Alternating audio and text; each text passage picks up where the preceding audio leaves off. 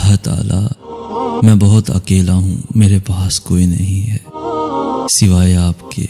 मेरे पास बजाने के लिए कोई घंटी नहीं है, खटखटाने के लिए कोई दरवाज़ा नहीं है, हिलाने के लिए कोई जंजीर नहीं है। मेरी पहली उम्मीद भी आप हैं, आखिरी उम्मीद भी आप हैं। अगर आपने मेरी मदद ना की तो कोई मेरी मदद नहीं करेगा। अगर आपने छीन लिया तो कोई दे नहीं सकेगा, और अगर आप दे दें तो कोई छीन नहीं सकेगा। मुझ पर रहम कर दे मेरे मालिक, मुझ पर रहम कर दे मेरे मालिक।